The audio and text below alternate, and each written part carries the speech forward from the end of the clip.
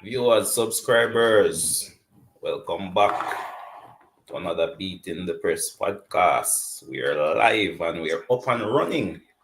It is Chelsea versus Sunderland. Early morning kickoff for sure. And of course, Chelsea looking to get the better of Sunderland in this one. And it's that man Garnacho. Early strike. Chelsea leads 1-0. Wow. They should definitely settle the team. But we're up and running, viewers. Welcome to the live watch along. Chelsea taking on Sunderland in what should be an exciting game. I personally expected Sunderland would have gotten something from this one, but that seemed not to be the case at all based on these early exchanges.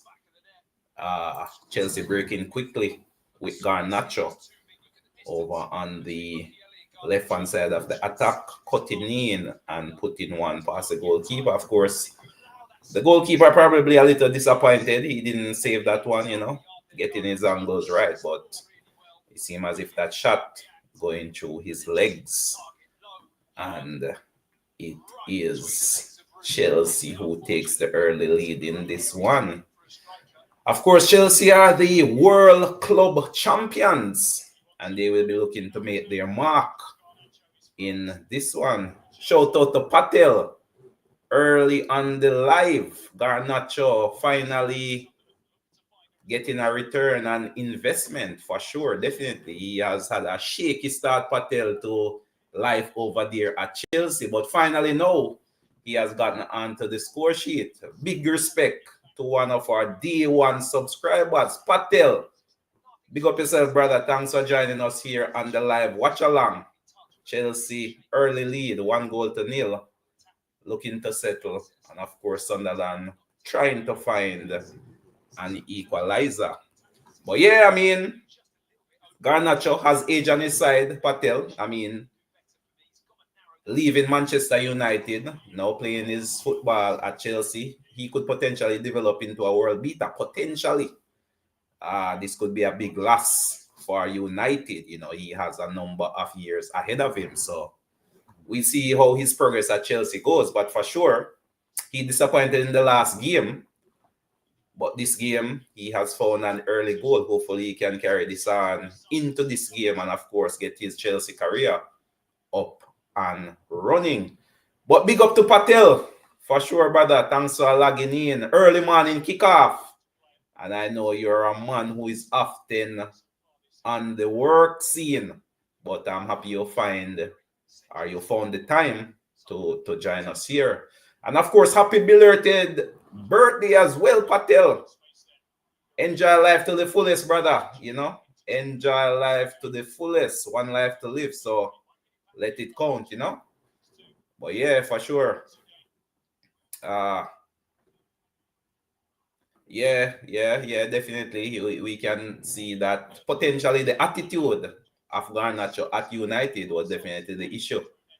And, maybe with this move, a new change of environment could potentially give him an opportunity to reinvent himself and reinvigorate his career. But Chelsea looking dangerous in these early exchanges, putting in some dangerous crosses, and Cucurella could have gotten on the end of that one and should have probably made it 2-0. So that's a missed opportunity for Chelsea early on in this one. Will Sunderland make them pay for it later in the game? That is indeed the big question. But yeah, we're here. We're here live, living color, giving thanks for life. Another day on God's earth. You have to give thanks for that for sure. And we are watching some lovely football. EPL action, viewers and subscribers. Chelsea is the team who is taking the game to Sunderland. And of course, this game being played over there at Stamford Bridge, the home of Chelsea. But Sunderland now on the attack and drawing a free kick in a dangerous position, just about 25 yards out from the Chelsea goal. Can they take advantage of this type of situation? Let's see how it goes. Yeah, I mean, Sunderland is a newly promoted team, of course, and they've had some early success, especially at home. But it seems as if on their travels is where they are having some difficulty.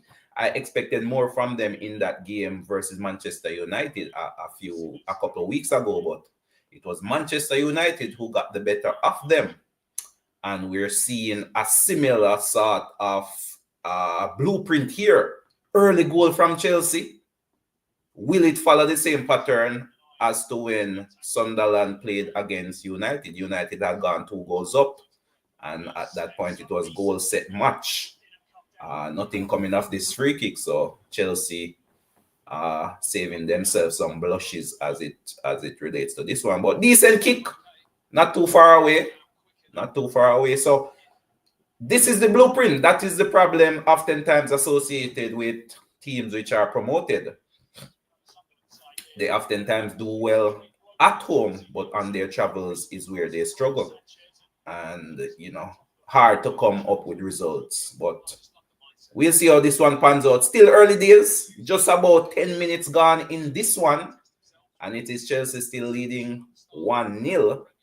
But Sunderland has been attacking and showing some attacking instincts as well. But yeah, for sure, Patel, I see you.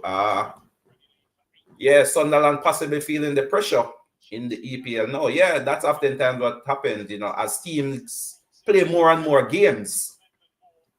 Scouts, the analytics comes into play. Weaknesses are exposed. Managers take advantage of scouting reports. They analyze teams and see where they can attack and cause damage. So as the season goes on,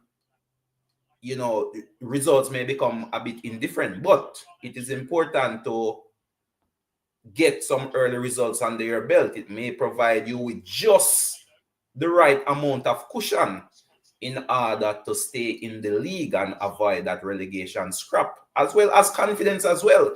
A player on a team doesn't want to see their team in the bottom three. So from a psychological point of view, it's good to stay out of the relegation zone. Numbers matter, they say. So Sunderland off to a half decent start in the league in general, but as Patel mentioned, possibly feeling the pressure of being in the EPL. Results away from home have become difficult, but we'll see how this one pans out. Garnacha attacking down the Chelsea left-hand side again, trying to get in a dangerous cross, but that one being defended well. Sunderland has been defending well in general. They are not the leakiest team in the league, but Chelsea definitely putting this defense to test. See what they can come up with, pushing for a second to give them a little more cushion. So a corner coming up. We see how this one pans out. Yep. But Chelsea making a few signings as well in the off-season, the likes of Joe Pedro. Has he been finding the right results? I am not too sure.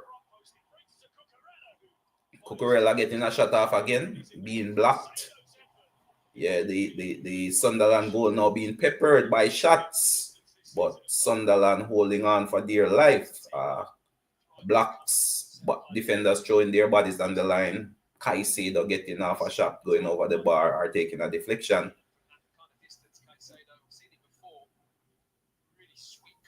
Right. This one being blocked, so another corner coming up for Chelsea. But that man Caicedo, he has found a few goals early in the season as well. He has definitely been one of the Chelsea standouts thus far in these early stages. I mean, at the end of the day, the games are coming thick and fast, so it may seem early now, but you definitely have to make your mark. Garnacho getting off another shot, that one going into the side netting, and he is looking dangerous, looking as if he could possibly get a second in this one. He's made an excellent start to this game, coming up with a assist, putting in some dangerous crosses and getting some shots off. Interesting times ahead for sure. Can he put in enough good performances to lock in himself on the left-hand side of that Chelsea attack. That's definitely something to keep an eye on if he can lock in his position. But yeah, a number of the Chelsea signings, not sure if they're working out. Joe Pedro started off good, but since the last 3-4 games, not much from him. And of course, Cole Palmer is still out injured. But for this game, Chelsea knocking it around in their back line, looking to exploit any spaces in that Sunderland midfield. So they're just maintaining position at the moment and trying to carve out some other chances. With a 1-goal lead, there's no need to really push any extra players forward and leaving them self-exposed at the back. So it's more of a methodical build-up for Chelsea, with Sunderland possibly breaking on the counter. But yeah, it's been a tight game thus far. Quite a bit of goal mode action, which is what you want to see as football fans. And Sunderland looking to build from the back as well, getting some possession in that midfield area, spraying it wide and seeing what they can develop. So, yeah, I mean, the golf in class is not that different, I would say, these days, team to team. On any given moment, any team can pretty much win because quality is all over the EPL league. A lot of teams have built, wow, and this is a decent Sunderland attack coming on the right side, putting in a square, but no one there on the end. So Chelsea looking a little vulnerable at the moment, especially down their left, which would be the Sunderland right. Cross is coming in, but failing to find an attacker. But yeah, viewers, subscribers, of course, share the live. Share the live. Get the word out. We are up and running, watching along live. Chelsea versus Sunderland. This one here coming to you from Stamford Bridge. But yeah, let me know what you think about the game thus far, viewers, subscribers. What are your thoughts? Do you think Chelsea will hold out for the win, or can Sunderland come back in this one? I've seen enough from Sunderland thus far to suggest that they could possibly find a goal. Could possibly. My early prediction going into this one was they would get something from this game, at least leave Stamford Bridge with a draw. But we'll see. We're still watching this one up and running. Yep.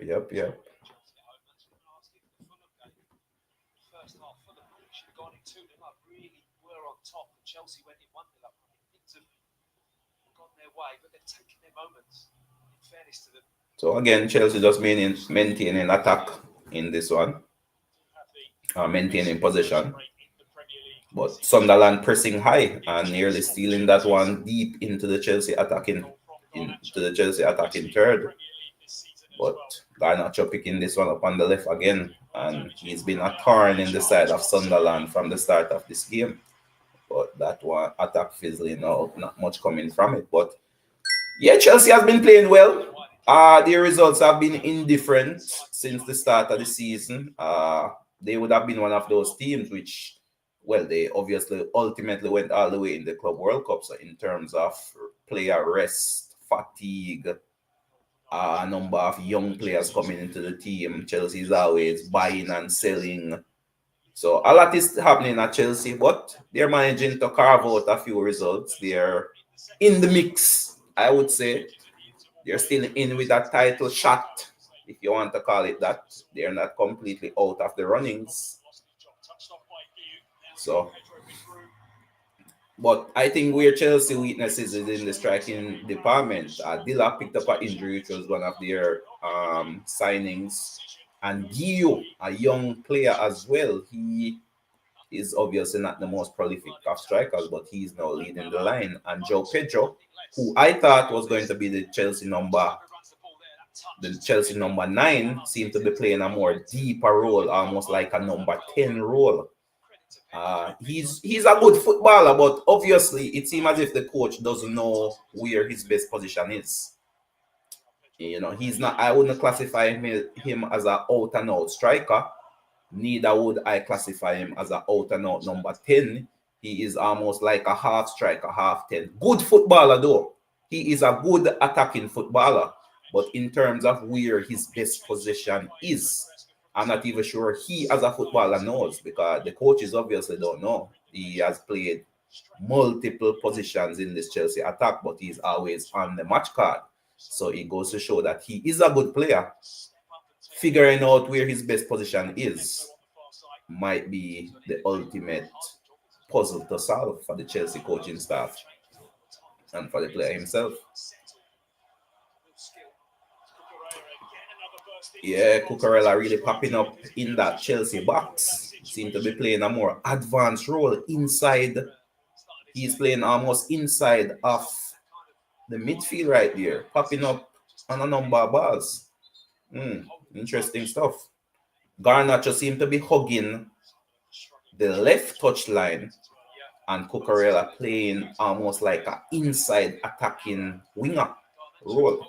That's an interesting tactic from the Chelsea coach, to be honest, and it seemed to be catching the Sunderland team out. So that's something to keep an eye on. The relationship or the combination play of Cucurella and Garnacho. It's definitely an interesting tactic. Never saw that one before. Possibly taking something from the Pep book.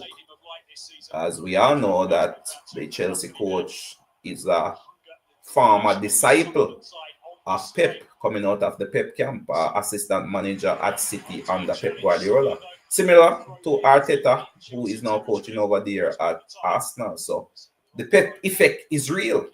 And this is a tactic we've seen Pep use in the past, where he plays his right backs or his left backs almost in an inverted manner, when traditionally they would play on the outside, closer to the touchline.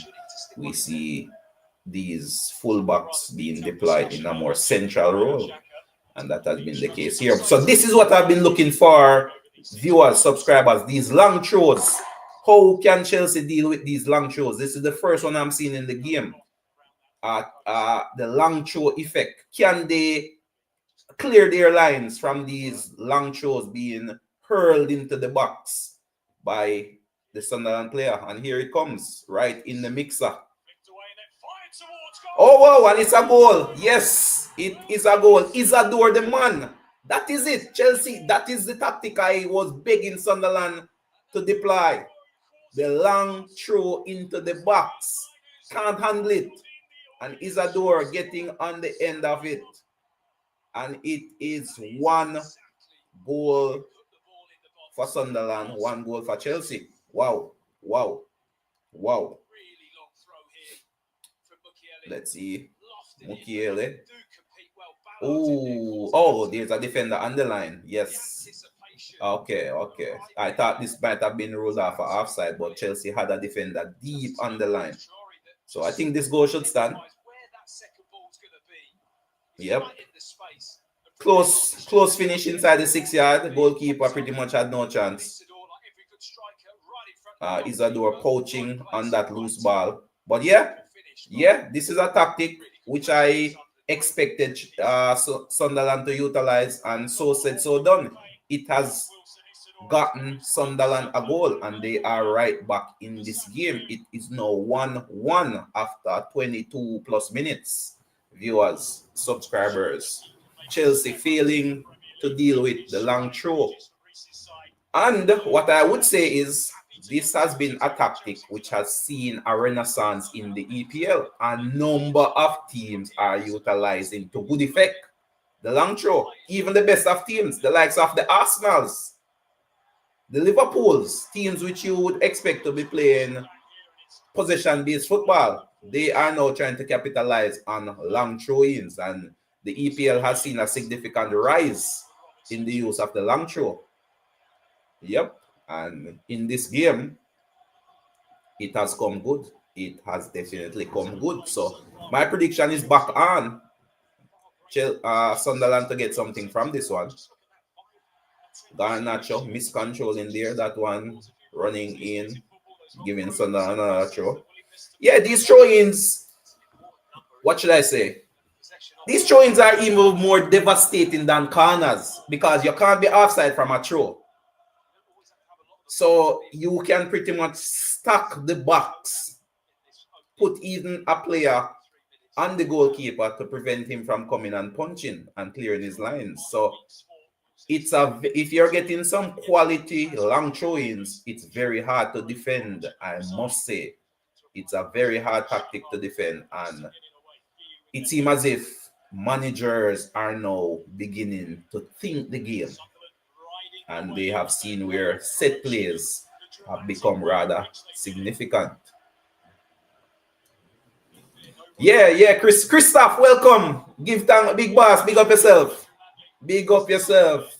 Thanks for joining us here on the live. Christoph saying you need to have a good long thrower. Yeah, definitely. You need to have someone who can hurl that ball in. Sunderland have Mokiele, I believe is his name, who have been hurling those long throw-ins.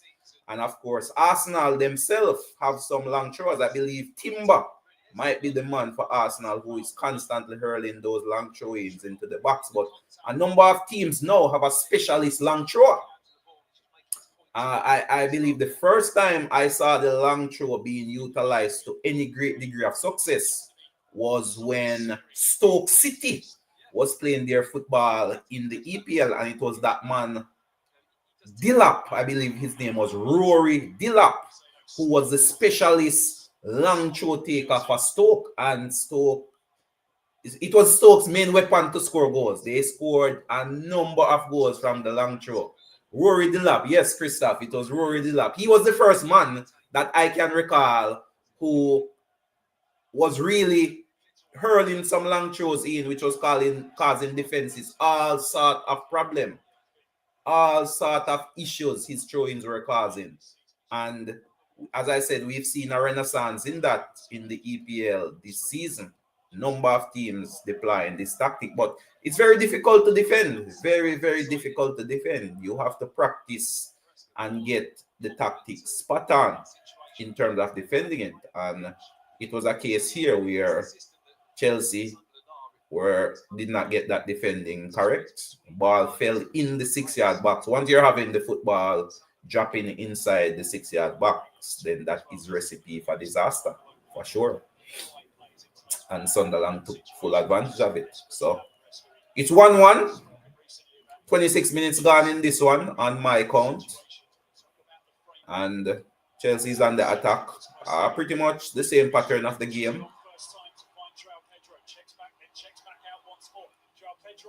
This was a big chance created. Joe Pedro creating a little problem. Garnacho sliding in and catching the Sunderland player. Possibly the first yellow card of the game. Let's see. Yeah, but interesting times ahead. This one has you on the edge of your seat at the moment. This one can go either way. Obviously, coaches will be looking towards the halftime interval now to reorganize and reassess at this point in time. But thus far, in my estimation, Sunderland is probably the happier of the two teams. Chelsea going ahead and, of course, being pegged back by a long throw in. Isadore, the man getting the goal for Sunderland, and Garnacho, the man getting the goal for Chelsea, coming off from the left-hand side and punching a shot through the goalkeeper legs, giving Chelsea an early lead. But in the last couple of minutes, Sunderland has been the team on top, first getting the goal and now building and trying to look to create a few other chances, of course. So they're now attacking the Chelsea third, and they're pegging Chelsea back at the moment. Another shot coming in there from Isadore. That one hitting the side netting. He's complaining may have taken a deflection and should have been a corner. Let's look at the replay and see if he is indeed correct, or did the referee get this one wrong. Wow, that one was close. Possibly offside call as well. Possibly. Maybe if a goal was scored, it may have been ruled out for offside. Marginally offside. But yeah, Chelsea looking vulnerable at the back. Chelsea definitely looking vulnerable at the back.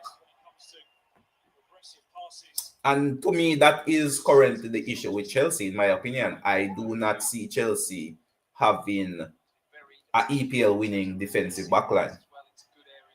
And possibly I could say the same of Liverpool as well.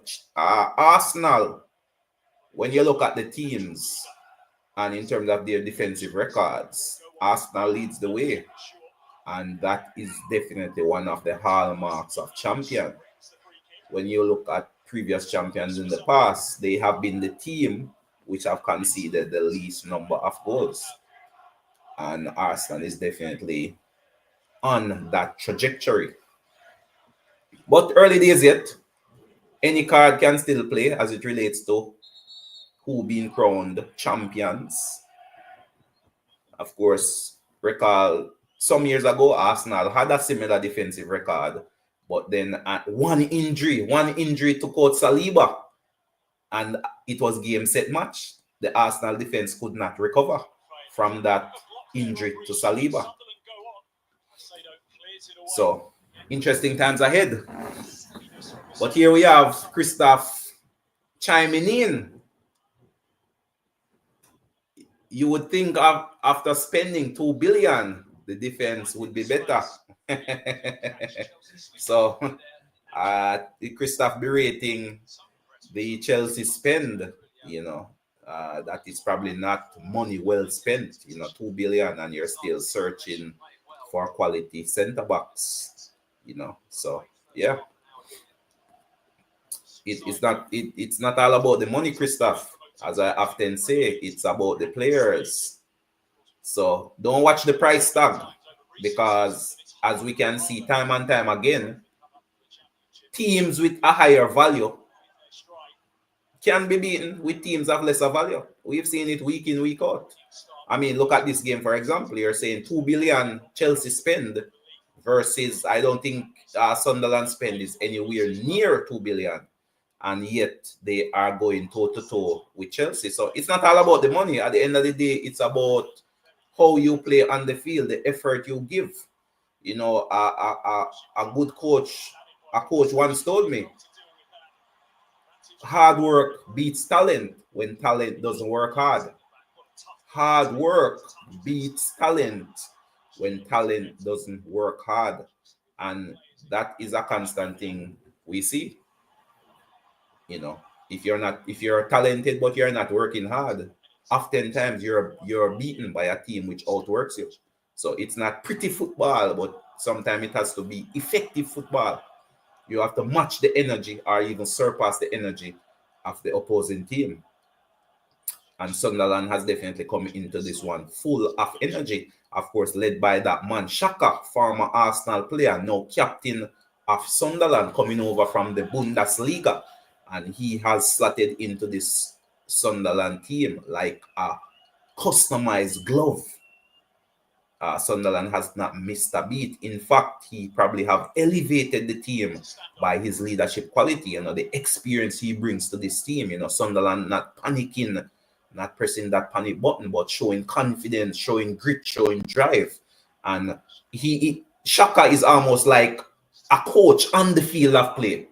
And you've definitely seen the impact that his leadership has had on these Sunderland players. It's caused them to elevate their game. It's caused them to become more confident.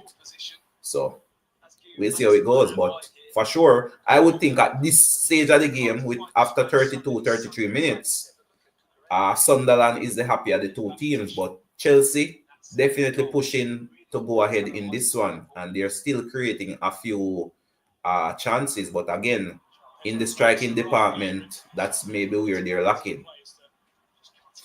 So we'll see how it goes. Sunderland being pegged back and giving this one away.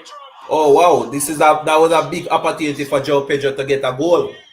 Sunderland defenders giving the ball away in their own box, and Joe Pedro could not make it count. But here we go, the referee calling for offside. But this was a big giveaway. It should have been 2-1 to Chelsea. Wow. This was a glorious chance. But panicking. He panicked. Joe Pedro panicked. Didn't show much composure. And the chance is gone. But yeah, that was a big chance for Chelsea, which they did not capitalize on. Wow. But that's what I'm saying with this Chelsea attack. The clinical nature. They need a clinical finisher up front. If they had a clinical finisher, they would be totally better off. But here we go. Christoph chiming in. The money is still important. Because it's a 20 million striker outscoring a 150 million striker, the money comes into question. For sure. Yes. Yeah, I mean, we know how this thing is. Football is definitely economics and commercial outside of the game of play. But again, I constantly remind viewers and subscribers that yes, money is important. Money will get you the better players. For sure. Definitely. To win the EPL these days, you have to spend big money because you want the best players. You can't win the league without quality players. But at the end of the day, it's the performance on the field which counts. It is the performance. I look at take the EPL right now. Look at a player like Semenyo for Bournemouth, who is pretty much, I would say, the top winger in the league right now based on form. He is outplaying the likes of a Isak, a Ekitiki, a Saka, and you would probably value those players higher than a Semenyo. So it's not about the money, it's about the performance. It's about the performance. Don't watch the price tag. The price tag is important. So as Christoph oftentimes said, yes and no. Yes and no. So yes, the price tag is important, but the price tag doesn't mean you're the best player. The price tag doesn't guarantee you anything, in other words.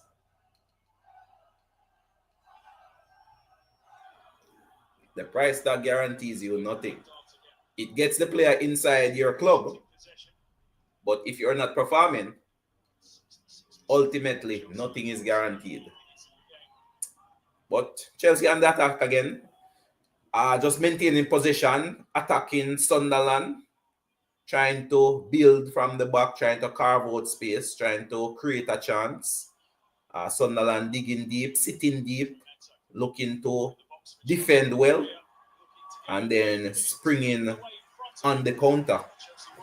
And that has been their more successful tactic thus far. Chelsea coming up with a corner in this one. Let's see if they can get something from this corner. But again, Cucurella popping up inside the box. Popping up inside the box. That inside left channel. This seems to be a tactic that the coach is using because I believe Sunderland is playing 5 at the back. Sunderland is playing with 5 defenders at the back. So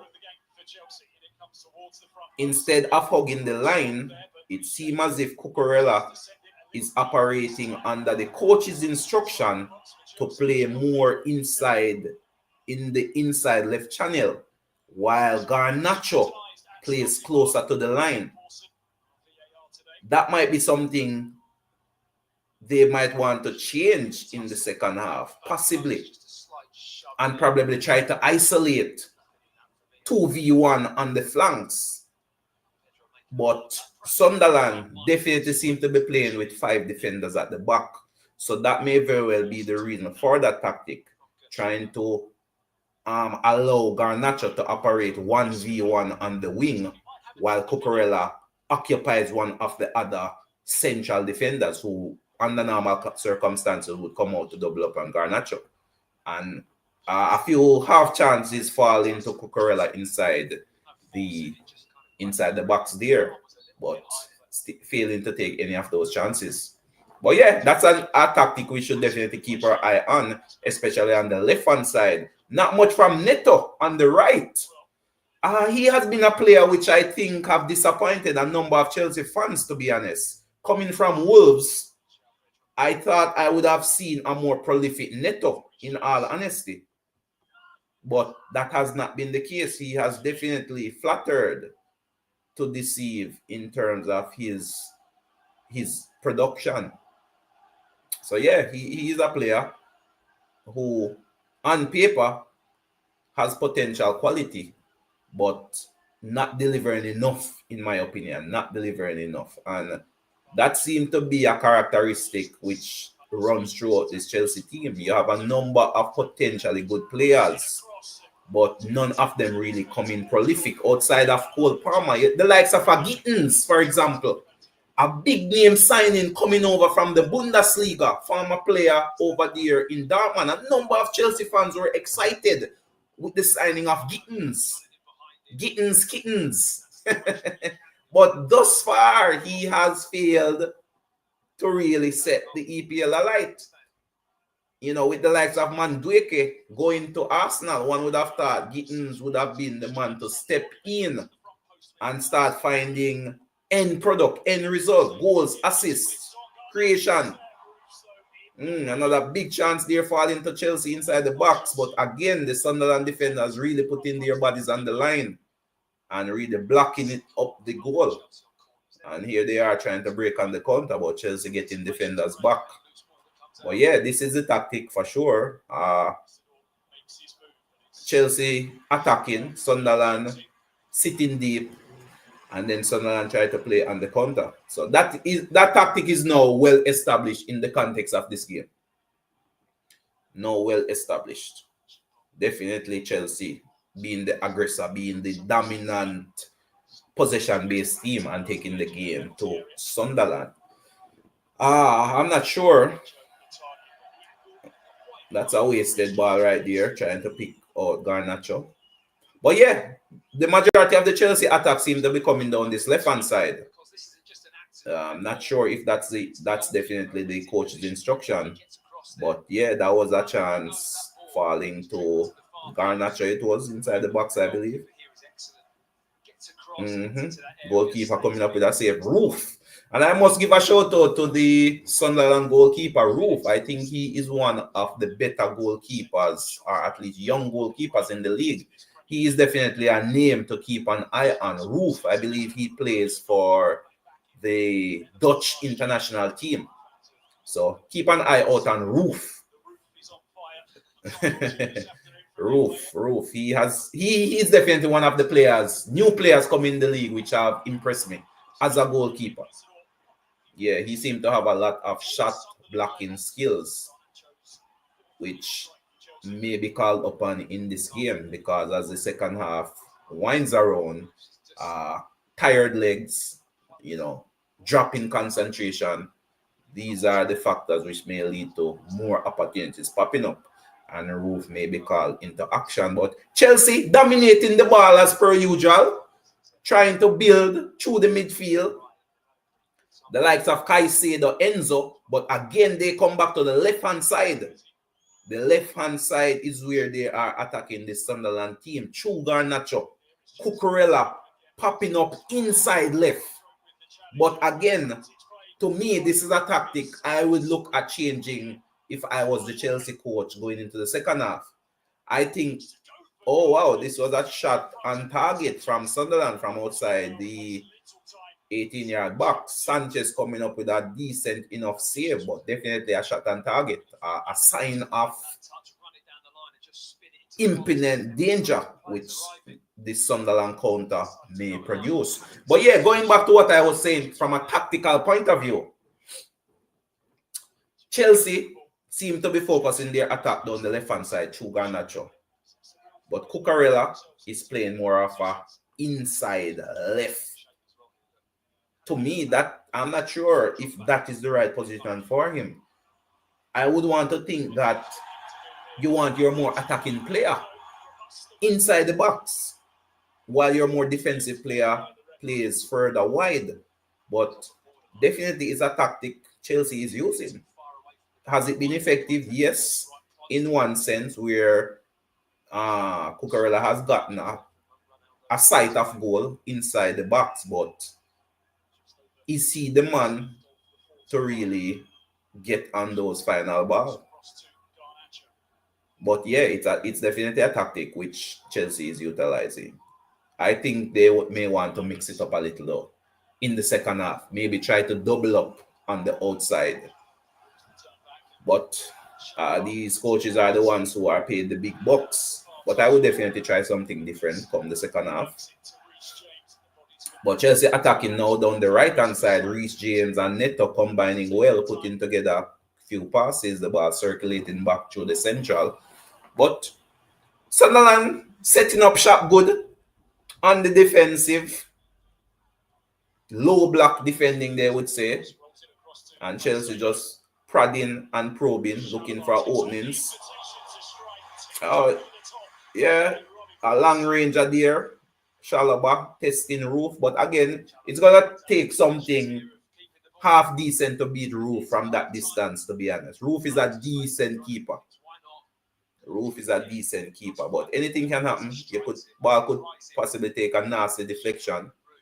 But Roof was up for the task and he made a save, parrying it over for a corner. Neto, the man taking the corner for Chelsea. Roof again coming, not claiming cleanly, but doing enough to disrupt the Chelsea attack. And here we go. Sunderland defender sliding in, catching Garnacho, and it's a foul to Chelsea on the inside left channel, just about maybe 30 yards out from goal. I don't think you could get a direct shot here, or a direct shot may not necessarily be advisable. Probably lofting something inside the box and hoping for some attacker to get down to the end of it. But thus far, Sunderland holding their own. The course of the game is now set. Sunderland sitting deep. Low block defending, putting bodies on the line. Chelsea, possession, prodding, probing, hoping to find some openings, hoping to create a few chances.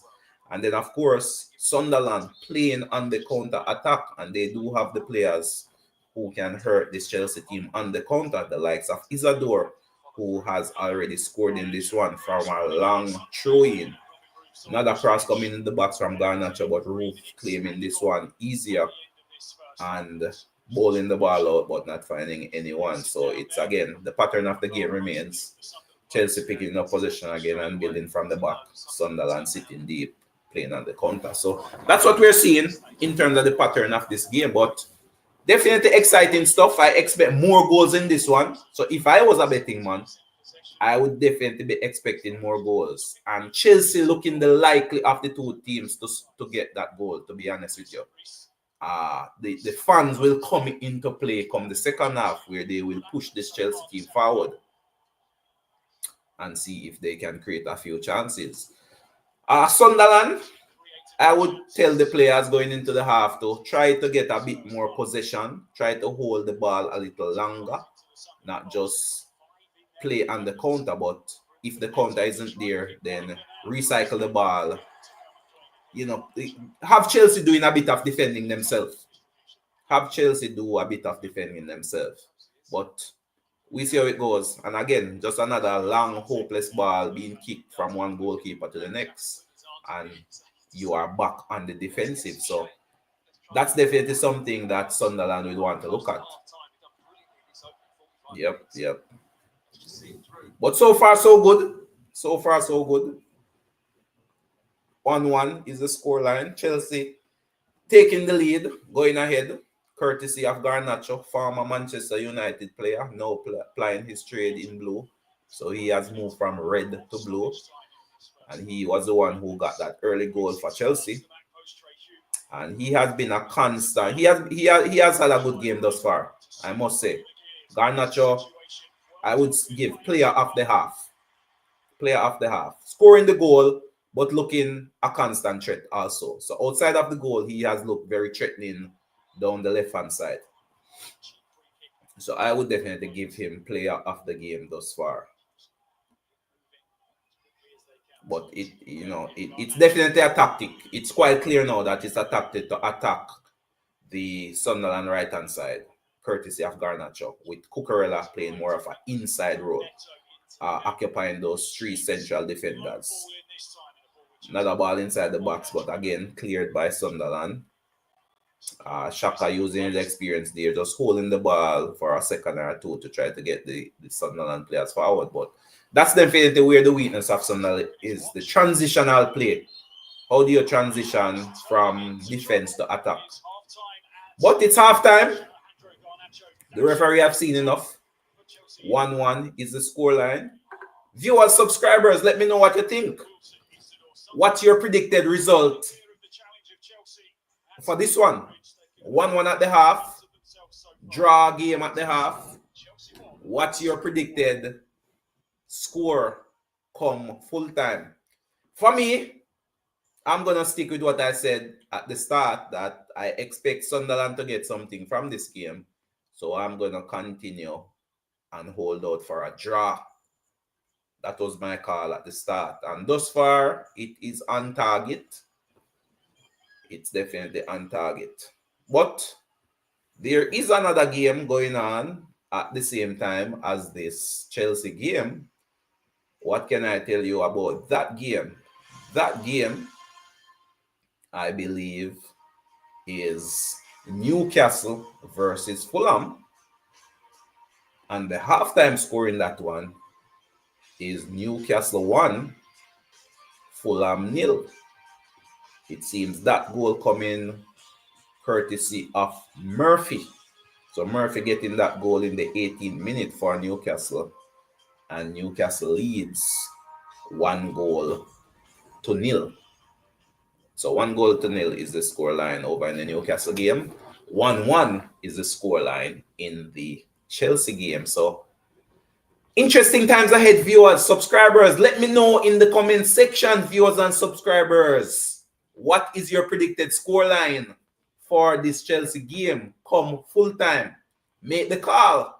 Make the call. My call, this one to remain a draw. I'm not sure if it will be a 1-1 draw, 2-2 draw, but I expect Sunderland to get something from this game. I just have a sneaky feeling that Chelsea will find it hard to unlock this Sunderland defense for a second time and find a win. But the ball is round. They are definitely the team on the attack and Sunderland the team defending. But we've seen that they can be vulnerable on the counter and they can be vulnerable from set plays, especially long throws. And that seemed to be the best weapon for Sunderland, set plays. So they need to get the ball up the field and try to get some corners, get some throw-ins where they can test this Chelsea defense. The one time that this Chelsea defense was tested, they failed. And it was Sunderland, courtesy of Isadora, which got the goal. So Sunderland, that is what I would be telling this Sunderland team if I was the manager in that dressing room. Transitional play, get a bit more possession when transitioning. Don't just hoof the ball up, but try to maintain a bit more possession. Try to work the ball into dangerous areas and then work from the set plays. Of course, from a defensive point of view, I will be saying, as you've been doing well, continue doing what you're doing. Chelsea, on the other hand, has a lot of offensive weapons which they can utilize. And from what I've seen, tactically, I've seen where they've been playing Garnacho on the left touchline and have been playing Cucurella more of an inside role. I would switch that around. I would do a little switch. So I would play Cucurella outside and play Garnacho on the inside. Mix and match it up, especially on the left-hand side right there. But that seemed to be the case. The coach seemed to want to utilize Garnacho's one-on-one skill in terms of getting him isolated one-on-one with the defenders and then him taking them line, possibly getting in a few crosses, etc., or arriving late in the box to score from across from the opposite side. So that is one tactic I would possibly look at changing. Outside of that, it's just a matter of remaining patient and try to create more chances, pretty much. Not more else to say. Of course, Chelsea has a deep bench as well, so some possible changes could come on later in the game also, but it would be the same lineup I would be going back out there with. But a few changes could possibly. Gittins, as I mentioned, Estavio, he has been one of the hot properties that Chelsea have acquired during the summer transfer window. So those are two possible changes that could come on and make a difference in this one. So, Chelsea fans, what says you? What are the tactical changes that you would be bringing in to help Chelsea get over the line in this game? Gittins, he is a name that I mentioned earlier. And of course, the Brazilian youngster who got that winner versus Liverpool, Estavio. He has been one who have seen a good turn in form and will be looking to get some game time under his belt versus this Sunderland team as well. But so we are here. We're locked in live. It is Chelsea versus Sunderland. At halftime, viewers, it is 1-1. Halftime 1-1. Both teams have scored. So Patel is saying 2-1 to Chelsea. 2-1 to Chelsea is the call from Patel. As some colleagues of mine would say, Patel, if you mean it, green it. That's what they would tell me, if I mean it, green it. But I can't wrong you on that call. That is a good call based on how I've seen this game going. It's a case of whether you trust the Sunderland defense or not. That's pretty much the question. Can Chelsea break down this Sunderland defense? Because Chelsea have been dominating possession. They have been the aggressor. They have been the one taking the game to Sunderland. It's a question of Sunderland staying in the game, defending stoutly. So I think if Chelsea gets the lead, Chelsea will go on to win. That's my feeling. If Chelsea gets the lead, so if Chelsea breaks the Sunderland rear guard, they will go on to win. So to me, it's a case of whether or not you trust the Sunderland defense to hold off Chelsea. Because as mentioned, they are the ones who are attacking and they do have quality or potential quality offensive changes off the bench. The likes of Gittins, the likes of Estavio, the Brazilian. So Tyree George is another player who have seen game time for Chelsea in recent time as well. Another youngster, but he has popped up with an odd goal here or there. So those are the three offensive names I would be looking at in terms of possibly coming on and making a difference. But that's a good shot, Patel. 2-1 to Chelsea is the call from Patel. I am still holding out, viewers. I say draw. I feel Sunderland has something to get from this one. And I think they would be the happier of the two teams going into halftime as well. I think this is what they would have come for, to frustrate the Chelsea attack. And to a large extent, they've done so. And this is the sort of performance, to be honest, I expected from Sunderland versus Manchester United. I go back to that game. At that time, Sunderland was flying high, to be honest. They've gotten a few good results, especially at home. But that was their first big test away from home. And I think they learned a few things about themselves from that game, which I believe they have brought into this Chelsea game. And we are seeing that playing out currently. Yes, Sir Kiri, another viewer, another subscriber checking in. Big up yourself, Kiri. Share the live, Kiri. You're a big football fan. I believe you're an Arsenal fan. And I'm sure you're keeping a close eye on this one, Chelsea versus Sunderland. So share the live. I know you know a number of Chelsea supporters, the likes of Sugar Belly, the likes of Vital. So yeah, Prince, where are you, Prince? Shout out to Prince. SOS, looking for Prince. Where is Prince? The Chelsea man, the man who is always saying Chelsea.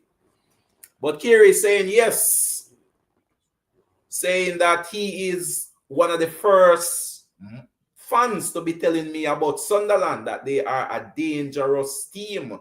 He said he has been watching Sunderland from the preseason and was impressed by their performance and was expecting big things from them once they return to the EPL. So, Kiri, tell us, what is your predicted scoreline for this game? You've seen the first half now. It's saying 1-1. Who will win this one? What is the scoreline? Are you going to be backing Sunderland, the team you have been telling me about from the jump? or you don't have the confidence in them? Talk to us. So Kiri is saying 2-2. So Kiri is on the fence, viewers and subscribers. A man who have been talking tough about Sunderland. He doesn't have the full confidence that they'll be able to hold out. So he's saying if Sunderland scores next, then he's saying 2-1. So technically, Kiri is saying win draw to Sunderland. Sunderland to win or draw. If Sunderland score first, he's saying Sunderland to go on to win 2-1. But it would appear that he is also saying that if Chelsea scores the next goal, then Sunderland will come back and draw 2-2. That has to be the case if you're calling it 2-2. Right, so that's why he's saying if Chelsea scores first, then his call is 2-2. But if Sunderland is the next team to score, then it's 2-1. He doesn't have the confidence in Chelsea to bounce back, but he has the confidence in Sunderland to come back from 2-1 down. So we'll definitely see how this one turns out, Kiri, for sure. But in the interim, just keep it locked here on Beating the Press podcast. We're coming to you live in living colors, live watch along to the Sunderland game for sure. But yes, Kiri, give thanks for the support, give thanks for the comments. It is definitely appreciated, and you can do one better. We are looking to get to 500 subscribers by Christmas, viewers and subscribers. To do me a huge favor, if you're on the live and you haven't subscribed as yet, hit that subscription bell. Hit that subscription bell now. If you have subscribed already, hit the like button. And please share the podcast. Share the podcast. Get it reaching wide and far. Get it to all corners of the globe. Help us to reach to that benchmark of 500 subscribers by Christmas. But the support is always welcome. The support is always appreciated. And we are getting, each day we grow. We grow bigger, we grow better. When we started this podcast, we didn't even have the thought of coming to you live for live watch-alongs as we have right now.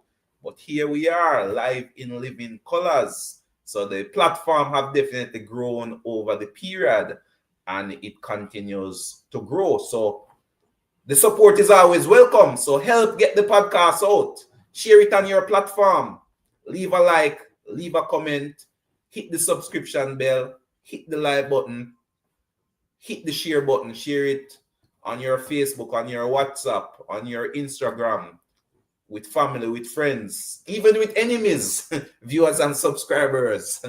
That's what it's all about. We're looking to take the world by storm. And of course, be part of that growth, viewers. Be part of that growth. Be proud to say, hey, I contributed. Leon White, a man who has been on the platform several times. Big up yourself, Leon. Good to see you out and about, brother. Good to see you out and about. You're locked into this one, Leon, for sure. And your presence is always a welcome one. Definitely. So big up yourself, Leon. That Leon coming to us all the way from up north. I believe Leon is a man who is based in Canada. So viewers and subscribers, the podcast is reaching near and far. Canada, Kiri seems to be a man based out of Jamaica. Patel, a man who is coming to us from the United States. So the podcast has stretched right across the length and breadth of the globe. So again, I'm just using this opportunity, viewers and subscribers, as we look forward to the start of the second half, to just thank you, the viewers. It is through you why we are here. Without you, we would not be possible. And the encouragement is very much welcome. It is the encouragement which keeps us growing. We are doing something we love. We are doing something we are passionate about, watching and commenting on football.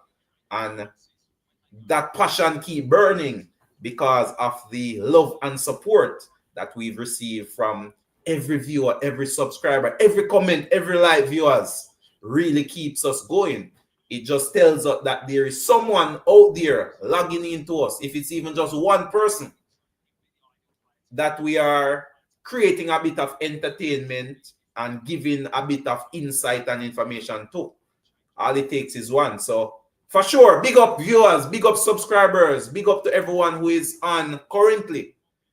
Just continue to support us, continue to help us with the growth, continue to help us with the upliftment. So Kerry Leon, those are some of the viewers and subscribers who have commented. Christoph Patel, thanks again for commenting, leaving your prediction. Viewers, subscribers, if you don't hear a shout out, leave us a comment in the comment section. Get your own shout out. Let us know you're here. Let us know you're here. But we're just about at the start of the second half. Chelsea versus Sunderland. And this Sunderland team look as if they're coming out in good spirits. They look ready. They look, vibrant. Chelsea looking to take the game. Let's see how this one goes. It's just about kickoff for the second half. Viewers, subscribers, leave me your prediction. Leon, what says you? How do you think this one will pan out? Kiri is saying draw. 2-2 draw is what Kiri is saying. Or he seemed to be leaning towards Sunderland. He said if Sunderland score next, then it's a lock for a Sunderland win. So let us know. Leave your comment in the comment section. Leave your predicted scoreline. Who will win this one? So at the start of this one, teams have reversed where they're kicking from. So Sunderland going now right to left. And of course, Chelsea kicking now from left to right in this one. And it is Sunderland who is on the attack early in this one down the right-hand side. But that attack seemed to be thwarted by Cucurella over there on the left. So he and Garnacho seem to be the main channel through which this Chelsea team looks to be building their attack. Will that continue in the second half, or will the teams have made the requisite tactical changes to stem that flow, stem that tide? But it's Caicedo in the middle of the park, a standout performer for Chelsea thus far in the season. He has definitely been one of the top midfielders in the EPL, and he seemed to be one of the more successful purchases by Chelsea. He has been one of the most expensive purchases also, but in terms of his gameplay, he seemed to have been one of the more successful purchases from Chelsea. A team can definitely be built through him. A Cole Palmer forming the spine of that team, to be honest. Chelsea still need a few more quality players to create a really, you could say, tighter challenging spine. So for me, wow. And that was an interesting attack there by Sunderland. Isadore piling off the face of one of the Chelsea defenders right inside the 18, but that attack being thwarted. But yeah, from a fan-based point of view, that's what you want to see. You want to see players' faces being piled off. But Leon coming back saying 3-1 to Chelsea. 3-1 is the call from Leon. So Leon is definitely more confident, but it is Sunderland who has gotten, what should I say, the early exchanges going. And another long throw now coming up, I would think. This is a throw deep in the Chelsea defensive third. And I would expect the tall defenders to be pushing forward. Ballard, for example, he has been a man who has been a thorn in the side in terms of his aerial duels being one. He seemed to be one. So another long throw coming up. Can Chelsea handle this one? Or will we see another case of confusion in the Chelsea box? Let's see. So this one being hurled in. Chelsea dealing with this one successfully. They got the first header and cleared it out for another throw. So that was better from Chelsea in terms of dealing with the long throws. But this is something they're going to have to contend with for the rest of the game. Can they cope with the throws and the bombardment coming from the Sunderland players? So here we go again. Another attempt at a long throw. Changing his mind, going short, keeping the Chelsea defenders on point. But yeah, the early exchanges have been in favor of Sunderland, to be honest. So that is something I didn't expect. I expected Chelsea to come out of the blocks, but it is Sunderland who are really putting in the fight. Oh, Chalobah finding it difficult to get out and eventually fouling the Sunderland attack. And it seems as if the Sunderland fans are riling up the team. As I mentioned earlier, the Sunderland team is now kicking from right to left, and it seems as if they are kicking towards their fans. So behind that Chelsea goal now is where the majority of Sunderland fans are, it seems. And they are definitely giving it to the Chelsea players in terms of fan support. So a dangerous cross, free kick coming up from the Sunderland left-hand side. This one obviously going right inside the mixer. That one being whipped in, and it is a Chelsea player who gets their head to it. So thus far, Chelsea coping with the set plays thus far, but it's definitely one of the main channels through which Sunderland can attack this team. They've had success from it already in this game, and they are seeking even greater success. But Chelsea coping with it thus far. But for those coming on, welcome to the live watch along. For those joining us just now, appreciate the support. Get the news out. Share, like. Chelsea on the counter. Garnacho the man again. But yeah, I'm not sure about Garnacho, to be honest, viewers. He had a good first half, but he's looking light. He's looking like a lightweight, to be honest. He's being bullied off the ball. He's being shoved off the ball. He's being barged off the ball. So that's an area of his game he needs to improve. He loses the ball too easily, is the point I'm making, viewers. So he did have a good first half, but looking at him now and in general, you know, this was a good counter attack. A better pass would have had Garnacho in, but he picked it up, and as easy as he got it, he lost it. So that's a area of criticism I would say that Garnacho needs to work on. His ball retention, losing it too early. And we see Enzo getting some medical attention, and the side seem to have picked up a knock, maybe in his face or something, I'm not sure. But he's off the field, so Chelsea temporarily down to 10 men. But it is Sunderland who has gotten the better of these early exchanges. It's almost a reversal of roles, viewers and subscribers. I'm not sure what's going on. Sunderland is the team now on the attack, and it is Chelsea now who is sitting deep. When this was the reverse in the first half was all Chelsea and Sunderland playing deep. But Sunderland in these early exchanges inside these first 5-7 minutes, they are the ones who are taking the game to Chelsea, and Chelsea is the one on the defense. So I am not sure what's gotten into these Sunderland players. The team talk from the coach must have done them wonders, because they are looking livelier than this Chelsea team in these early exchanges. I am looking to see if there are any visible tactical changes, but thus far nothing stands out to me. It seems as if it's just business as usual, with a bit more effort and a bit more attempt at ball retention from the Sunderland players, which is what I had advised earlier. Because you can't keep giving the ball away and expect to defend for the full 90, in all honesty. So we see a battle here with Neto down the right-hand side, and he is fouled by the Sunderland defense. He's holding his face. So we'll see what's going on. So Neto is on the ground. Ryan Neldo is the defender. Seemed to be at fault for this foul.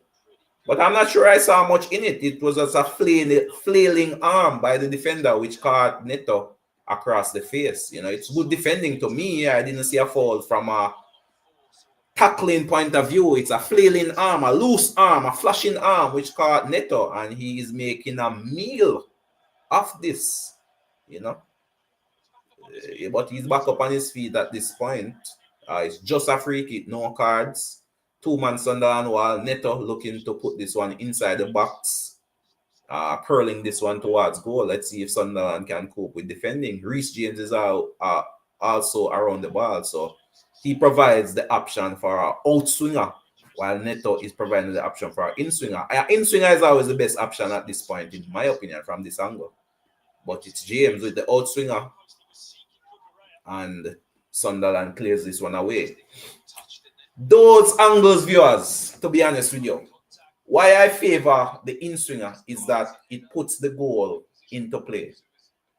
The goalkeeper is forced to do something. With the outswinger, the ball isn't on target, it's swinging away from the goal, so it would be attackers running on and heading in.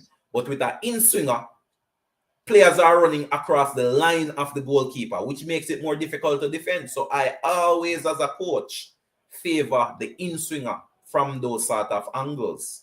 But Chelsea decided to go with the outswinger, and it was easily cleared by the Sunderland team. Maybe next time they'll go with the in-swinger, which to me is a more dangerous ball because it brings the goalkeeper into question for him to make a save. In other words, you swing it into the goal, and then you have attackers running across the face of the goal. So if all the attackers miss it, the goalkeeper is still forced into a possible save. And all you need is just a slight deflection, a slight deviation, and it's a goal. It's a more dangerous tactic to me. So we'll see if Chelsea changes things and maybe go with an in-swinger if they ever got that opportunity again. But again, they continue to attack it through Garnacho on the left-hand side. And it's a 1-2 combination being attempted. But again, this one being snuffed out. But for sure, it's a more even game. And we see the Brazilian, Estavio, warming up, putting on his kit. He looks as if his introduction is imminent. He is one of the more exciting talents in the EPL. I am looking forward to seeing him and see how he does in this game. I'm not sure who will be coming off for him. Not sure. Garnacho has played well, but who do you think, viewers? Who do you think will be the substitute that will be coming off to give way for Estavio? I'm not sure. Possibly Garnacho. Garnacho coming in again with a shot looping over the bar. So I am not sure. If possibly, Neto on one side, Estavio is a winger. So it's a decision between Neto and Garnacho, to be honest. I would possibly go with Garnacho, I think. So the change is coming up. Yep, it's Garnacho being dragged off. And he doesn't look too impressed, viewers. He does not look too happy. Doesn't look too happy at all. I mean, it's the coach's decision. But I would have given him at least 60. To be honest with you, I would have given him at least 60 minutes. Yeah, Leon, Garnacho off. What's your thoughts on that, though, Leon? What is your thoughts on that? I mean, Garnacho getting the goal, looking dangerous as well, to be honest. So I don't know. So, okay, so you're saying put Neto on the left-hand side. And then Estavio on the right, you're saying. It's an interesting tactical tweak. Let's see if that is what the coach does, Leon. But yeah, I mean, I would have given Garnacho Leon at least 60. I would have given him at least reward the goal by giving him 60 minutes. You know, but the coach didn't see it that way at all. So we'll see how it goes. Him and Cucurella look to have had a good little understanding, at least from an offensive point of view, going. So let's see. Chelsea on the attack now. So Chelsea getting back now a degree of control within the game. Okay, so yes, Leon, that seemed to be the case. Neto being switched over to the left-hand side and Estavio popping up now on the right-hand side. So yeah, that seemed to have been the tactical switch.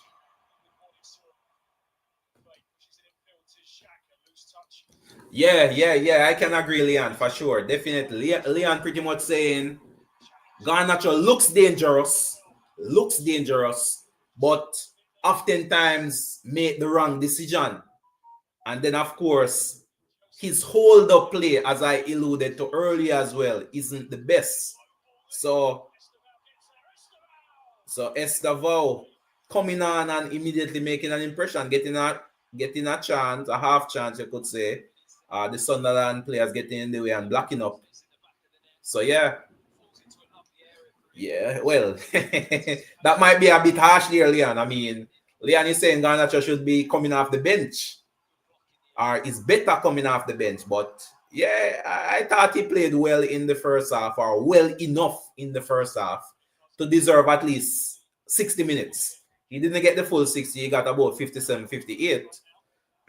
But Estavao coming on and immediately making an impression, getting a shot off, which led to a Chelsea corner, which is headed out by Sunderland, but there's Chelsea still on the attack, another cross coming in. So Estavao definitely making a nuisance of himself, recycling that one. But Sunderland defending well. But Roof getting a touch on that one. But Sunderland definitely under the coach, or under the cosh at this stage of the game. This is a good little reprieve for them to re-galvanize themselves, get that throw, settle the nerves, get that second, breath of air, and so on. So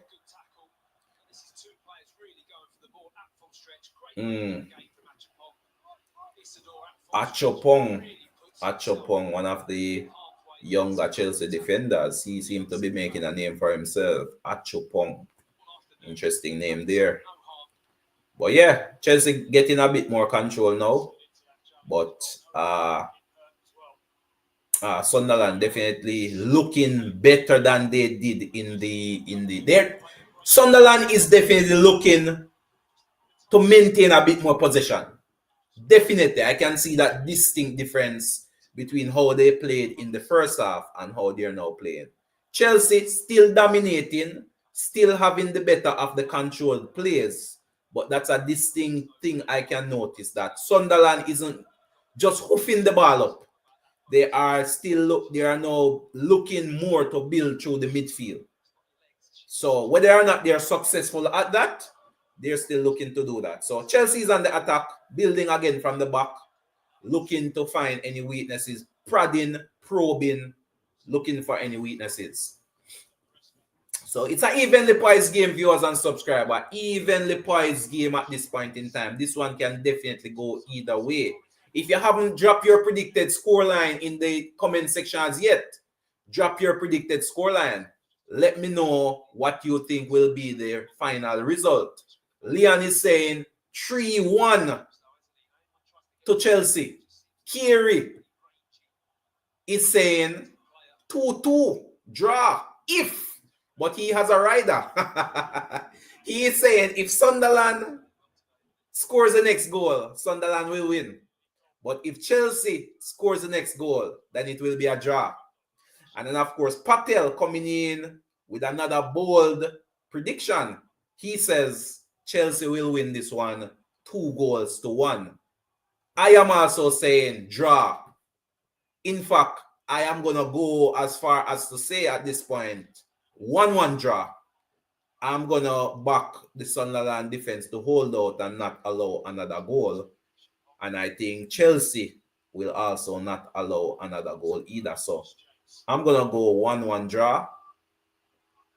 So we'll see how this one plays out. But for sure, Chelsea on the attack, trying to create some issues, create some problems. Chelsea player being taken out by the goalkeeper's punch. And he hasn't moved since he's been on the ground, possibly head injury. So Cucurella is the man. Again, he has been popping up. So that tactics continue from the coach. Cucurella really playing very attacking, popping up inside the box and looking to get onto a cross, a knockdown, trying to get a finish in the box. So that has been a noticeable tactic. That tactic hasn't changed from first half to second. But it seems as if the Sunderland players are coping well enough. Sunderland playing more like a 5-4-1.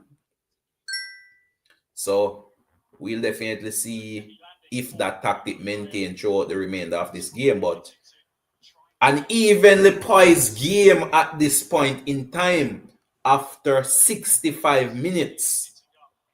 Evenly poised game. This game can go either way for sure. On the run of it, Chelsea looking the more likelier to score based on chances created and based on controlled possession. But we see now Sunderland making a change. Sunderland making a change. Traore seemed to be the man coming off. Traore is a player who previously plied his trade in the EPL. He once represented Aston Villa. I believe he had then gone back to France. Now he is back in the EPL flying the banner of Sunderland. So it's Traore off and Talby, the man coming on. So the coach freshening up the midfield area, it would seem. Traore, decent enough game, more on the defensive side of things though than the attacking side. But fresh legs coming on. Cucurella back up and running. Seem to be no long-lasting effect from that goalkeeper's punch. And he looking to getting back onto the field of play as soon as possible. But Ronaldo is the man taking the throw for Sunderland, deep in their defensive third, looking to get out. This one going straight to a Chelsea player, and Sunderland trying to work their way out of the defensive third. But as I said, viewers, definitely noticeable that Sunderland is trying to build from the midfield areas. Definitely trying. Whether they'll be successful or the degree of success they'll have, that's another question. But it's a noticeable tactical change that the coach has made. In the first half, they were just hoofing the ball from defense up to the forwards to chase. But now they are at least trying to build through the midfield. Chelsea continue with their tactic. They've already shown one of their cards. Garnacho off, Estavio, the Brazilian, on.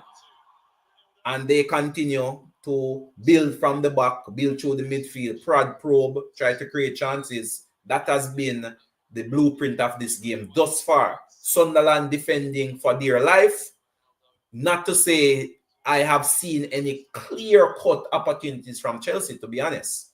So the creativity may be lacking. That man, Cole Palmer, comes to mind immediately. He is one of the most creative Chelsea players, not only in terms of assists, but also goals. And that has been lacking from this game. Very few clear-cut chances. You could say big XG is what the analytical persons would say. XG. The XG for Chelsea has not been what it should be. So I haven't seen any clear-cut opportunity that you would say, oh, the striker should have scored that one. It's been mainly half chances. It's been mainly long-range attempts. It's been mainly block shots. So a chance similar to that, Fernandes picking up a cross, but under pressure, he would have taken a world-class shot to really have beaten the keeper from that position. Defender in your back, competing, one-time shot. It just lofted to the keeper who made an easy save. So it has been chances like those. Touches in the box, yes, but not quality chances, clear-cut chances. No high XG opportunity that Chelsea has been creating. XG meaning expected goal. The percentage of the chance that you would say, all right, this is expected to score. So let's say, for example, you were taking a penalty. Chances are the expected goal for a penalty would probably be 90.90. 90% of 100. If you get a penalty, that the XG for you to score would be like 90%. And then it goes down the line in terms of the quality of the chance. If you understand what I'm saying, dear subscribers. So that's what that analytics account for. It's the quality of the chance is being created in terms of whether or not you're expected to score a goal, yes or no. At the end of the day, some persons see it as a meaningless statistic, but for me, it does give you an insight into the quality of the chance that is created. It does give you an insight into the sort of creativity that the team is playing with. So the higher the XG, the more likely a goal is to score. The lower the XG, the lower the chance of a goal scoring. It doesn't always work that way, because a low XG opportunity could easily result in a goal. So you could say a long ranger from outside the 18-yard score, and it had like an XG of maybe 0.10. So it varies. Football obviously isn't a precise science. It's not all about the stats. It's also about the eye test. You actually have to watch the games and not only be focused solely on the statistics. So ideally, for me, I take into account the statistical analysis, but I also have to see the game for myself. I have to go with the eye test, as we are doing now. Hence the reason for this watch along. We are watching the game and not just focus solely on the stats. So it's a combination of the two. The modern manager, I would say, has to take both into account. So 70 minutes gone in this one, and it is still Chelsea 1, Sunderland 1. An update for those who are keeping a track of the Newcastle game. After 73 minutes in that game, it is now Newcastle 1 and Fulham 1. So Fulham has pulled back a goal through Lukic. So Lukic has gotten the equalizer for Newcastle. And Newcastle ringing the changes and bringing on several players seeking a winner. The likes of Harvey Barnes is now on, Shar on for Batman, and also Tonelli is also on. So Newcastle ringing the changes, hoping to get the better of Fulham. But over in that game, it's a similar scoreline as in this game. It is 1-1 in the game Newcastle versus Fulham. So that's just an update. But we continue to give this game the eye test, viewers and subscribers. Again, just reminding those logging on, hit that subscription bell if you haven't subscribed as yet. And if you have subscribed, then please share the watch along with your friends and family. Help us to grow. Help us to hit that 500 mark subscription by Christmas. That's the aim. That's the objective. And I can only do so through your help and support. So if you haven't subscribed as yet, viewers, hit that subscription bell. If you have subscribed already, then please share. Help us to grow. Leave a comment. Hit that like button for sure. Leave a comment and hit that like button. So if you haven't left your comment as yet, as it relates to your predicted scoreline, leave your comment in the comment section. And it has been a mixed view of comments. Some persons calling for a Chelsea win, some calling for a draw. Only one person thus far have called for a possible Sunderland win. That man being Kiri. He seemed to be a big Sunderland supporter outside of his primary team as Arsenal. He seemed to be saying that from day one, he's been watching this Sunderland team from pre-season, and he predicted from early on that Sunderland would be doing well at this stage of the game. He predicted that Sunderland will be one of the teams to avoid relegation, and he has been telling us to look out for Sunderland from the jump. He is the man who is saying if Sunderland gets the next goal, then surely they'll go on to win.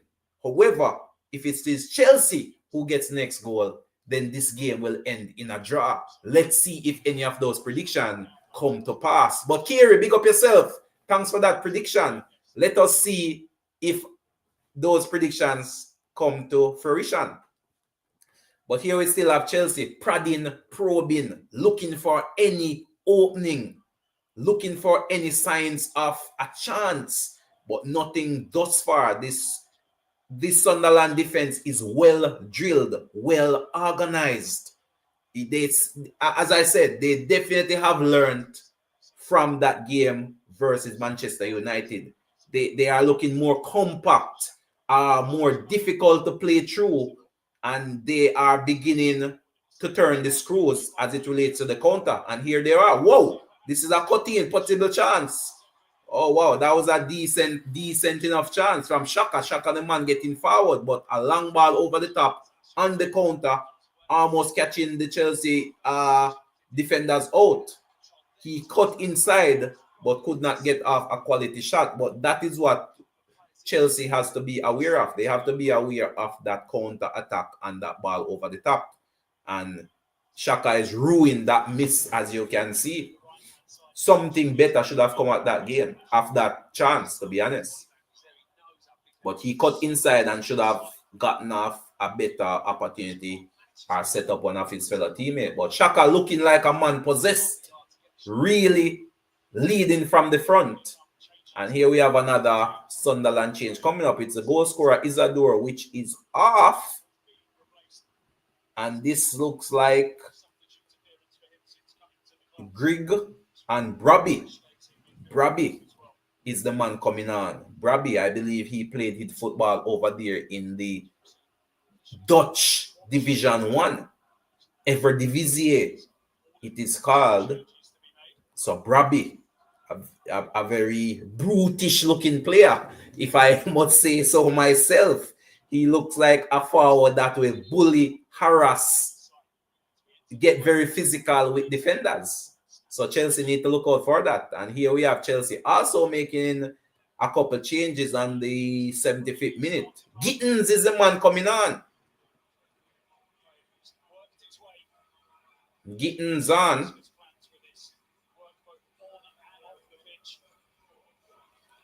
And we see Achopong, the defender, coming off also. I'm not sure why the need for this change, but Tosin coming on. Possibly the goalkeeper wants some fresh leg in the back line to guard against the counter. Maybe Tosin is a bit quicker than Achumpong, who could possibly keep up with any speed from the likes of Brobby, who is now on. As I said, he looks a brute of a player. I've never seen him play before, but just by his looks, viewers and subscribers, he looks very brutish. He looks like a man who is going to hurry, harass, get very physical with defenders, to be honest. So that may be what the coach is minimizing. So Tosin is on in the heart of that Chelsea defense, and Brobby is on, coming on for Isadora, the goal scorer. He is playing up front, and he already showing his defensive prowess by hurrying and hustling the Chelsea backline, who is looking to build from the back. So it's back to the blueprint. Chelsea maintaining possession in front of the Sunderland defenders, and this is a ball over the top, possibly offside. We'll definitely have to check for that one, but a ball in, one of the few balls which have gone in and over the Sunderland backline. But as I said, the XG chance creation for Chelsea, viewers, have been very low. Very few chances I can recall which you would say the attacker should have scored that. It's been far and in between, but all it takes is one at the end of the day. All it takes is one. But this Sunderland team looks well drilled, well organized, and it seems as if the Chelsea attackers are now beginning to look a bit frustrated. Very few balls have penetrated or is penetrating this Sunderland backline. They look a well drilled, well organized unit, in all honesty. Very few true balls, nothing through the channels, nothing around the defense, nothing over the defense either. And those are the ways you break down a stubborn defense, viewers and subscribers. You break down a low block defensive line three ways. You can either go through them, through balls, etc. You can either go over them, or you can go around them. Those are the three ways that you break a low block defense down. Through, over, or around. And thus far, Chelsea have failed to do any of those three. In the first half, they look to go around by playing Garnacho wide on the left and taking on defenders one-on-one. passing or going around a defender and then getting squares inside the box. This half, Garnacho has been removed from half the field. So going around has been taken out of the equation. I have seen a few attempts to go through, but no clear-cut through balls. Oftentimes these balls are intercepted. And we've seen a few attempts to go over, such as that last attempt by Chelsea. That one may have been brought back for offside if there was a goal. But again, the Sunderland defense coping. So thus far, the chance creations have been very slim pickings. The strikers have been feeding on scraps. Even Joe Pedro. Is Joe Pedro still playing, viewers and subscribers? He hasn't touched the ball in ages. Is Joe Pedro still on the field? He is, but he is totally out of this game. Here he is now. He getting a touch in the box. So he seems to be playing the number 9 role now with the other striker coming off. But again, the chance, the final ball missing there. So again, Shaka just seeing that one out. A real captain performance from Shaka inside that midfield, full of running, full of energy, full of tracking. And the Sunderland team have been doing it to perfection. But as we can see there, Chelsea totally dominating possession in the second half. 72 to 28% in terms of the possession statistics for the second half. But again, it is still 1-1. Still 1-1. So my prediction is still on point. Draw was the call for me. And I actually said later on, 1-1 draw. If you have a prediction, viewers, leave it in the comment section. Brobby, the man challenging in the air there. And Sanchez, seemed as if he came for the punch, missed. But it did throw Brobby off enough for him to have a misplaced header. But again, as I said, looking at Brobby, I haven't seen him play before, viewers. This is my first look at Brobby. He looks very physical, is what I would say. He looks a very physically imposing player. And if Sanchez hadn't touched that one, it could easily have been a tap-in opportunity for Brobby. So he is definitely making an impact on this game as well. But here we go with another deep free kick, testing the Chelsea defenders again. And they dealt with it. But Sunderland still has possession. And as they push forward, they too have to be careful of the counter. They too have to be careful of the counter, you know. But interesting game, definitely. A nail biter. It's boiling down now. Any team to lose from here would be totally devastated. It's now 82 minutes into this one. So any goals at this stage of the game may be a fatal goal. But both teams still pushing. Chelsea pushing. And Sunderland trying to maintain possession and try to build some attacks are also showing offensive capabilities as well. So we'll see. Will it end in a draw? Or can one of these teams find a late winner?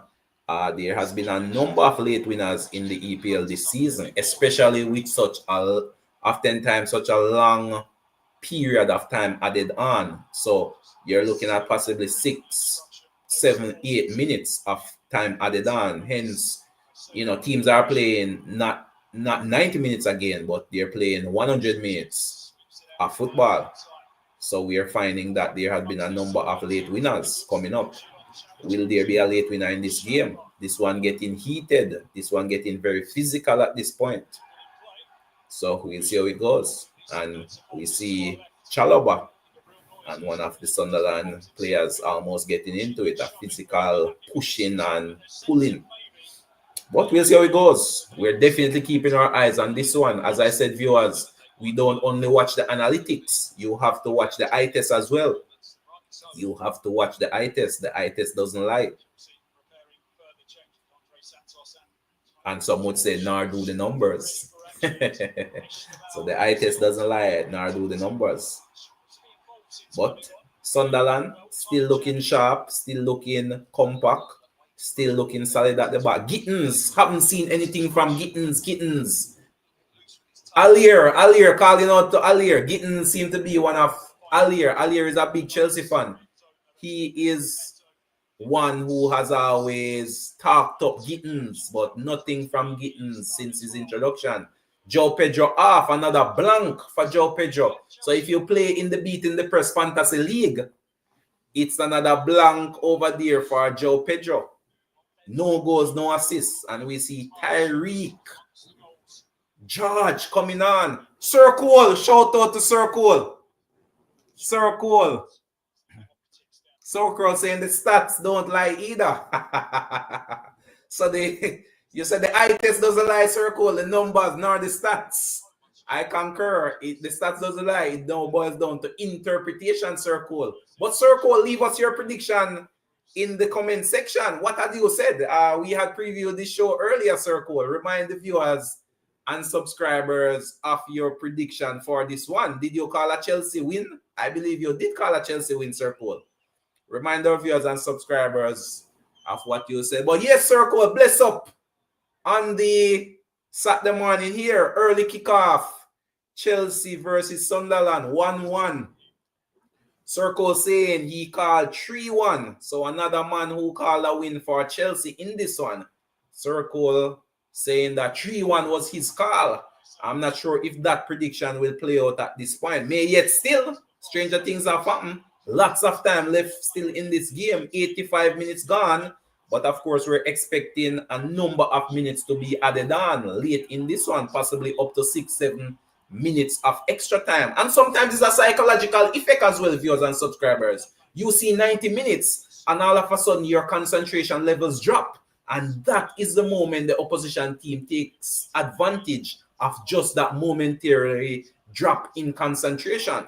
So these Sunderland players especially need to be very careful. And of course, their goal again now is going to be bombarded with these long free kick being passed in the box and Sunderland playing for those knockdowns and those second balls. So here we are again.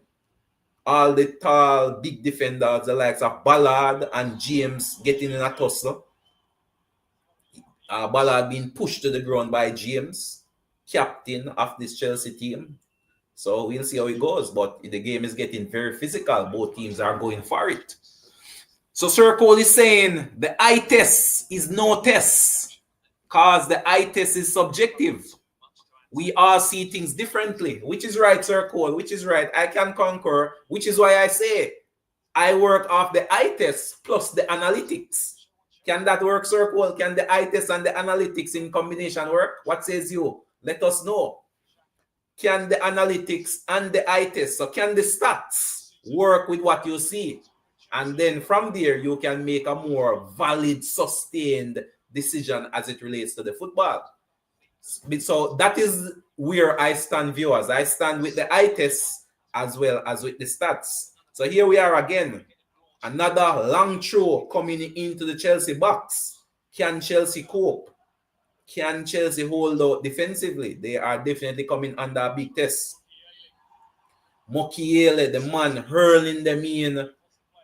But there seems to be a foul being committed in the box. So Chelsea is off the hook this time around. So Sir Cole is saying you can't be on defense. I'm not on defense, Sir Cole. I am definitely not on defense. I am for the stats, but I can't look at the stats in isolation, Sir Cole. I have to look at the stats with the eye test. So that is where I stand. That's not on defense. I look at the eye test in combination with the stats, with the analytics. So I do believe the analytics have their place in football, definitely. But I'm not just going to go and make a decision only on the analytics. I want to see the players in action. I want to see the intangibles, Sir Cole. So some of these intangibles we can't measure. How can you measure effort? How can you measure commitment? How can you measure fight, desire? What is the stats for those things? Those things have no stats. How can you measure heart? There's no stats to measure those things. So while you can measure speed and jumping ability and passes and clearances and distance covered and all these things, how do you measure those intangibles? Or at least there hasn't been any attribute to measure those things as of yet. So Sir Cole is saying a blind man can't analyze then because he can't see. Well, I'm not saying that in a circle. I'm just telling you what I go by.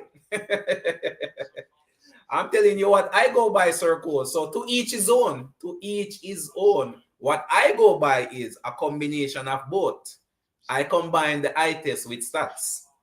Some people may be stats only. Some people may be eye test only. But for me, speaking for myself, I look at the statistics along with the eye test. Because looking at this game, you would see that Chelsea totally dominated possession. You would want to think that Sunderland was not playing any football. But in fact, you could possibly say that the biggest chances or the more clear-cut chances were created by Sunderland. Because I haven't seen many clear-cut chances from all the possession that Chelsea have had, looking at the eye test.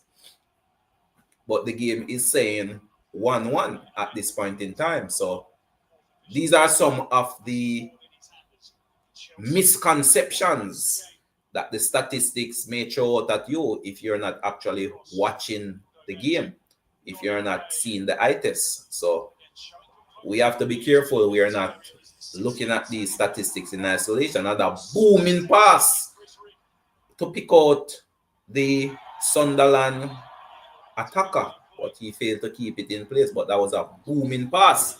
And we are on to 90 minutes.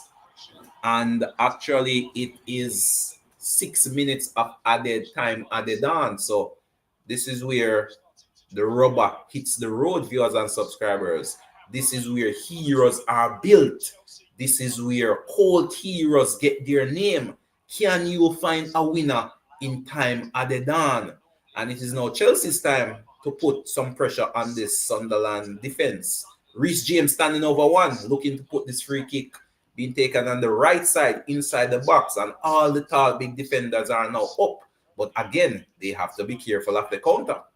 They need to be careful. They need to guard against the counter because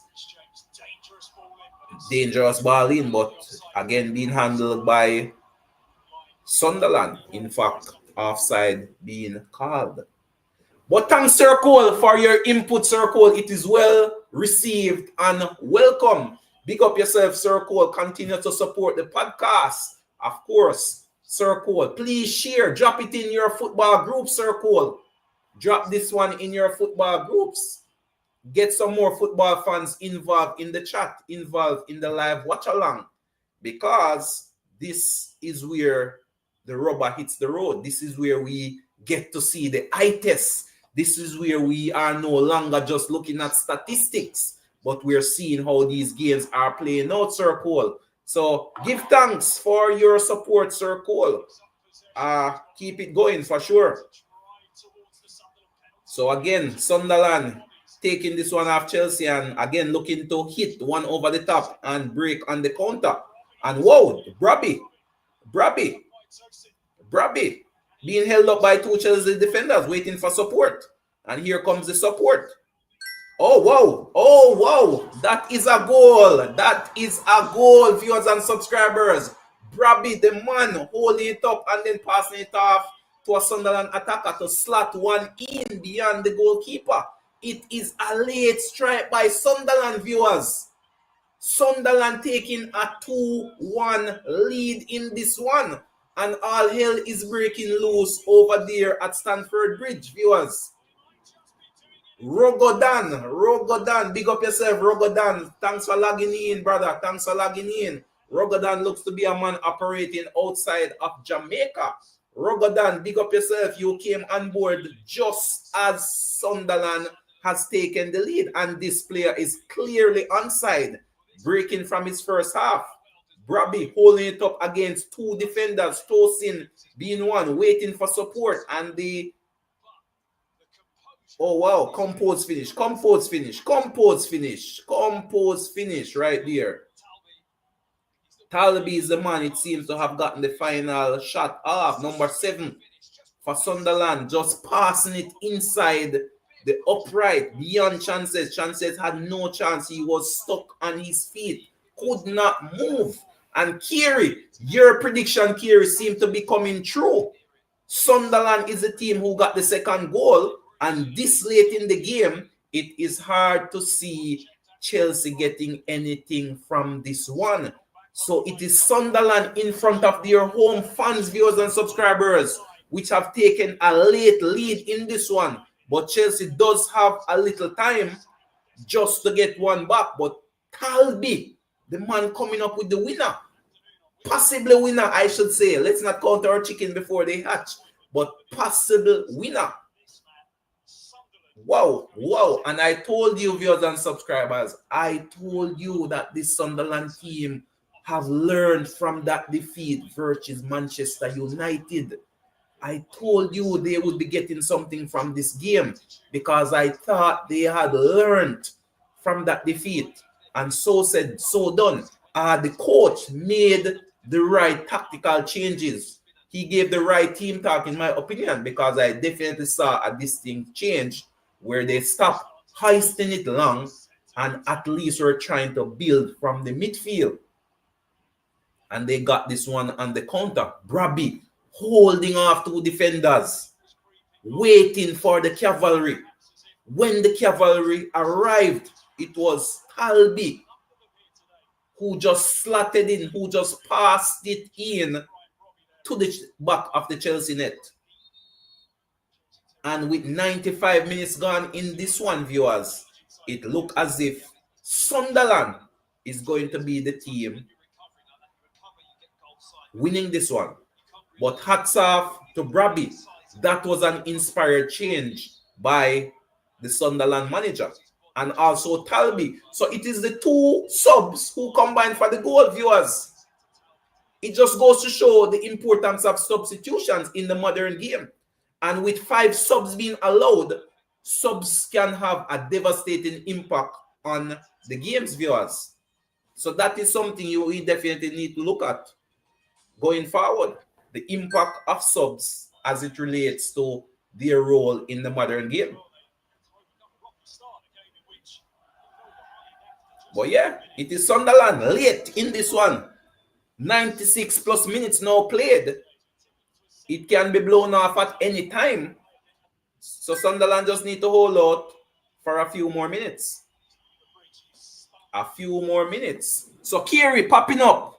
What says you? Just here to say I said so.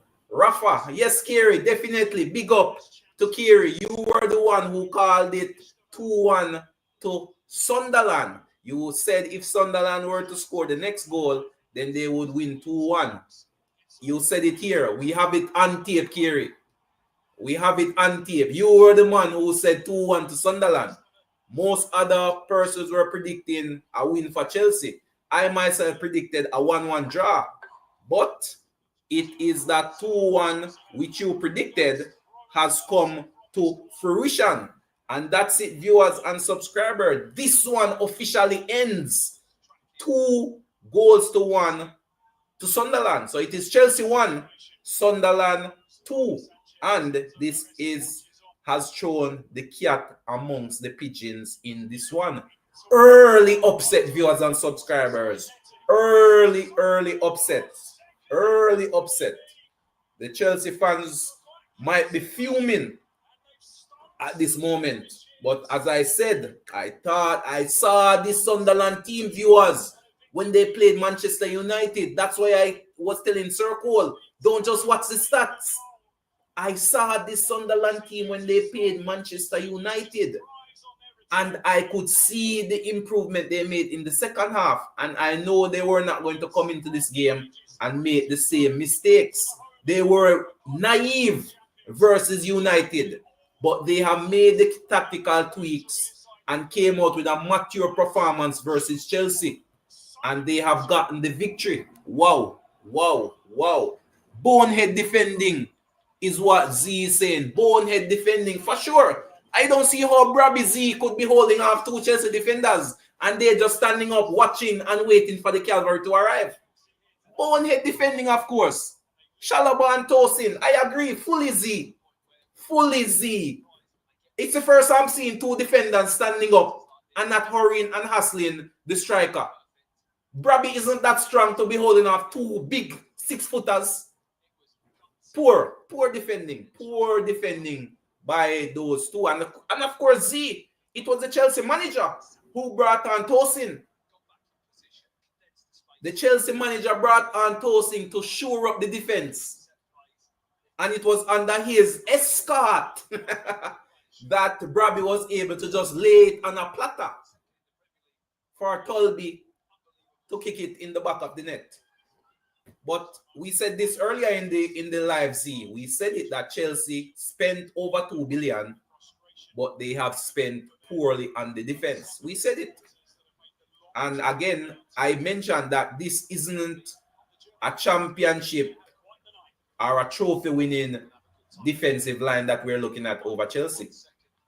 It's not. When you look at those defenders that Chelsea have, when you look at the stats, when you look at the eye test, this team the defenders doesn't drive fear into any attackers.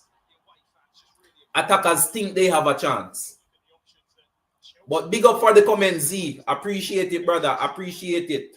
Let us know, Z, where are you logging in from? Because as I said, this channel has gone global.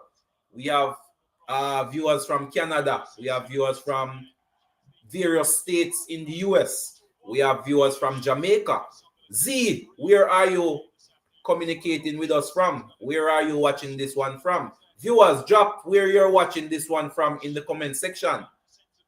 Drop your country of origin that you're watching this from in the comment section. And of course, if you haven't subscribed as yet, hit that subscription bell, like, and of course, share. Send this one global. We will be back, viewers. We will be back later in today to do the watch along for Liverpool versus Brentford.